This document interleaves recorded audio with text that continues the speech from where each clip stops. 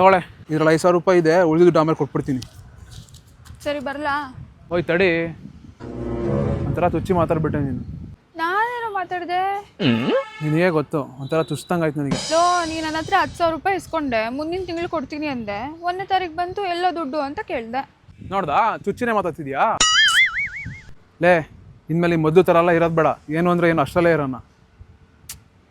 Lover ಅಂತಾರೆ, ಲಾಸ್ಟಲ್ಲಿ ಎಂಜಲ್ ಬುದ್ಧಿ ತೋರಿಸ್ಬಿಡ್ತಾರೆ. ನೋಡು, ನೀನು ನನಗೆ ಇವಾಗ ಎಂಜಿಲು ಅಂತಿದ್ಯಾ, ಅದಕ್ಕೆ ನಾನೇನು ಮಾಡೋದು? ನಡಿ. ಇವಾಗ ಮಾತಾಡ್ತೀನಿ ಕಣೋ ಚುಚ್ಚಿ. ನೀನೇ ನಿಮ್ಮ ಅಮ್ಮಂಗೆ ಕೂಲಿ ಕೆಲಸ ಕಳಿಸಿ 5, 10 ಅಂತ ಭಿಕ್ಷೆ ಇರ್ತೋ ನಾಯಿ. ನನ್ನ ಹತ್ರನೇ 10,000 ರೂಪಾಯಿ ಇಸ್ಕೊಂಡು ನನಗೆ ಎಂಜಿಲು ಅಂತೀಯ ನಾಯಿ. ಥೂ, ಹಿಂಗೆ ಮಾತಾಡು. ಇದು ನಂಗೆ ಚುಚ್ದಂಗೆ ಆಗಿಲ್ಲ. ಇದು ಚುಚ್ಚಂಗಾಗಿಲ್ವಾ? ಚುಚ್ದಂಗೆ ಆಗಿಲ್ಲ. ಏಯ್, ಫಸ್ಟ್ ನಂಗೆ 5,000 ರೂಪಾಯಿ ದುಡ್ಡು ಕೊಡೋ. ನೋಡು, ಮತ್ತೆ ಚುಚ್ಚಿ ಮಾತಾಡ್ತಿದ್ಯಾ?